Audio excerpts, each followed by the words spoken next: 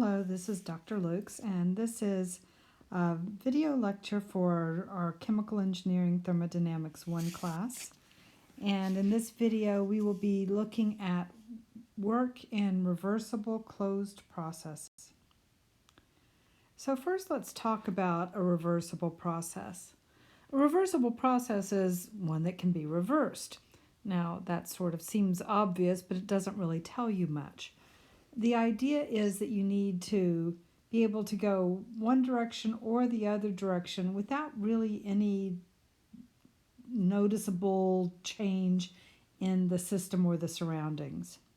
So one way that you could envision that you might do this is if you had a lot of little teeny tiny weights and teeny tiny shelves, and those weights were pushing a piston down, as shown in the picture here. And if you were to just ever so lightly flick that one top weight off onto a shelf that's directly next to it, then the piston would rise slightly, and you could have the shelf so positioned so that you could then flick the next one over and the next, and very slowly, with virtually no effort, the piston would begin to rise. And you could reverse this by flicking the little weight back off the shelf and onto the top of the piston. And so that would be something that would be nearly reversible. Virtually no energy or effort had gone into raising or lowering this piston. So why is this important? Well, because real life is not reversible. And the reason it's not reversible is due to things that we have been learning about in so many other classes, just as kind of part of nature. And the number one thing is friction. If that little weight that I'm flicking across over to the shelf has any friction, then it will take some effort to move it. And so friction is always going to get in the way of being reversible. But we also have things like unrestrained expansion. So for this one, imagine that you have a balloon. Okay, so there's my balloon. And then someone pops the balloon with a tack. And so what's going to happen? You have little shards of a balloon that go flying everywhere. Right? Are you going to be able to put that back? You can't reverse that process.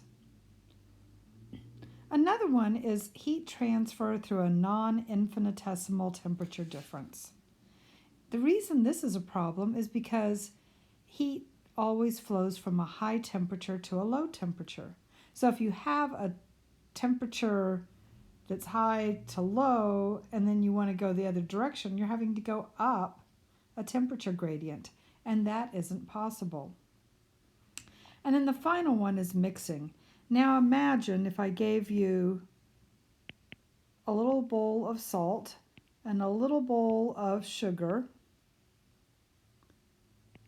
and then I dumped both of those together and shook them up and mixed them, and then asked you to separate them. Mixing them is no big deal. Separating them? That's unlikely that I'm going to get that all separated back out, and it certainly will take a lot of effort. So these are the four primary reasons why real life is not reversible.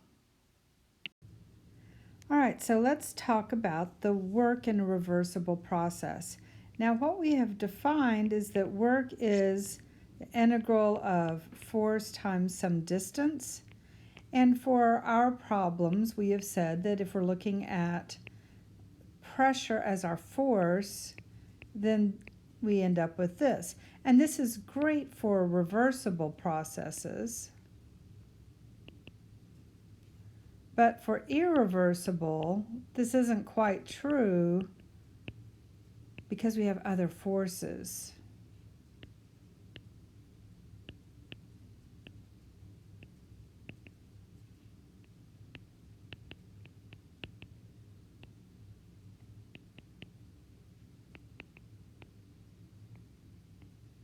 So we have to include those other forces.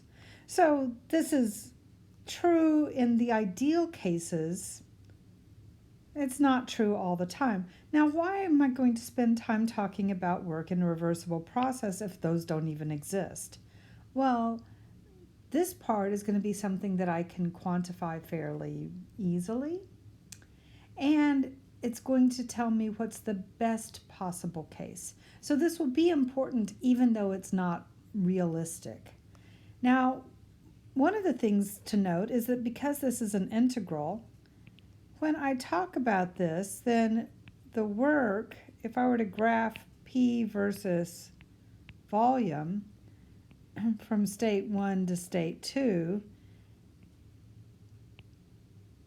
this, if I went along this path here, the work from state 1 to state 2 would be the negative of the area under the curve.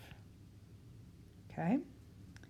But it's really pretty easy to see that, wait, if it's the area under a curve, what if I changed the curve?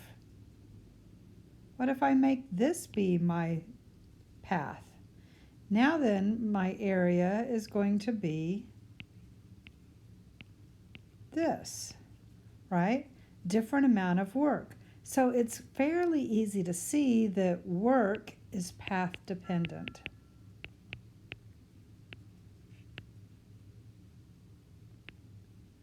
And hence, when I write work, when I talk about the incremental change in work, I write it with this squiggledy D to remind us that it's path dependent. So what we want to do next is we want to look at some of the various paths that one might expect. So the first special path is the isobaric and reversible path. So because we know it's reversible, then work is the negative integral of P dV, and because it's isobaric, P is constant.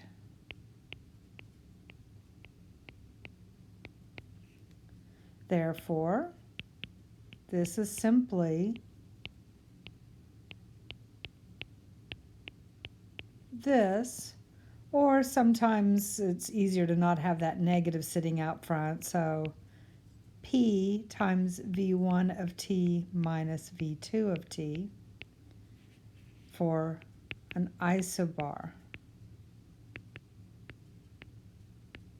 reversible. Next, let's look at an isochoric path. Again, if it is reversible, then work is the negative integral from V1 to V2 of P dV. Sorry, my writing is terrible today. But if V isn't changing, then dV is 0, or V1 equals V2, then work is 0 for an isochoric path.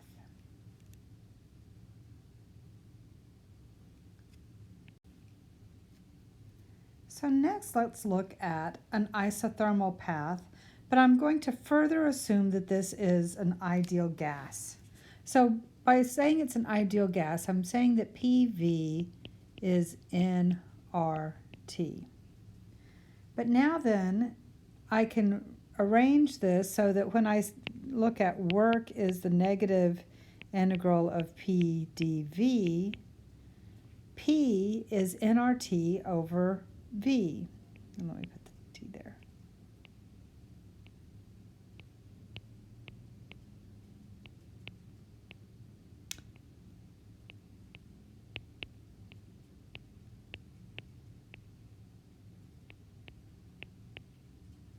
Now N, because it's a closed system, is constant. R is the gas constant, so it's constant. And T, because it's isothermal, is constant. Therefore, this is negative nRT integral of dV over V. And that can be integrated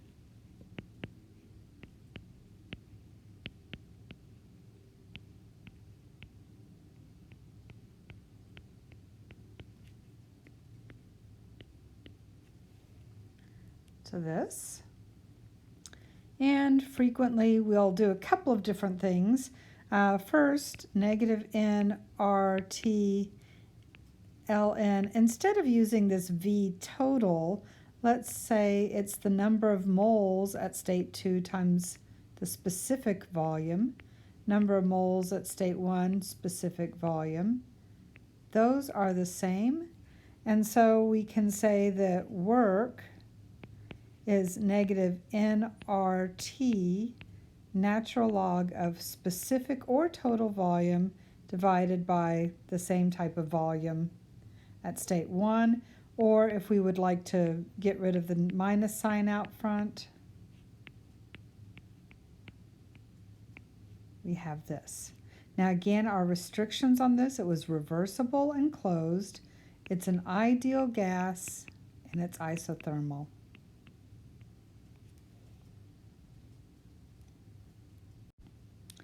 And now let's look at our fourth and final special process. Now this one's going to seem really odd. It's reversible, and I'm going to simply say that PV to the K power, this transferred over from my computer funny, is a constant. So often I'll write this as P1 V1 to the K power equals P2 V2 to the K power, and all of those are a constant, and I'll just call it C for convenience. So if I have a closed system and it's reversible, then work is the negative integral of P dV total, or it is negative mass times V1 V2 P dV, the specific volume. And in that case, that's the one that we would like to use. But P is this constant over V to the K power.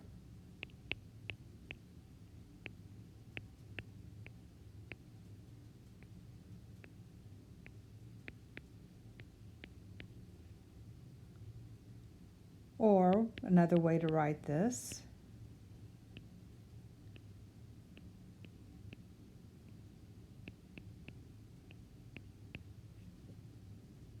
and now then I can integrate this. Now I have two cases. If K is not equal to 1, or not equal to 1 is the case I want to work first. Okay, so for most values of K, work is negative MC, those are my constants, V to the, I add the negative K, add 1 to that, so 1 minus K power, over 1 minus K, from V1 to V2. And this is negative MC V2 to the 1 minus K, minus negative MC V1 to the 1 minus K, all over 1 minus K. Now the minus M and the 1 minus K I can factor out. But this C is sort of a problem. I don't know what it is. I just know that it's constant. I don't know the value. So let's put in the first case, I'm going to use P2 V2 to the K power times V2 to the 1 minus K. For the second instance of C, I'm going to use P1 V1 to the K power times V1 to the 1 minus K. So it's the same constant. Both of these are C, but they are different expressions for C. Therefore, what I end up with is M over 1 minus K, and again, flipping the order so that I get rid of the negative sign, P1 V1 minus P2 V2. And this is called a polytropic process.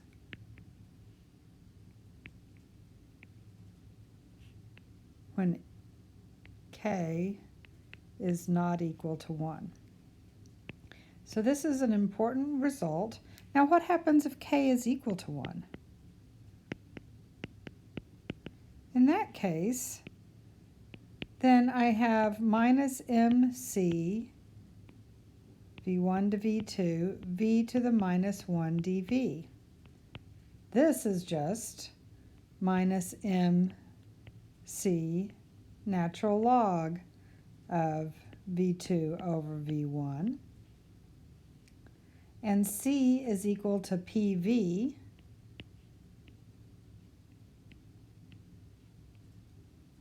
natural log of V2 over V1. And I can either use P1 V1 or P2 V2. It really doesn't make any difference. They both will have the same value because they are constant.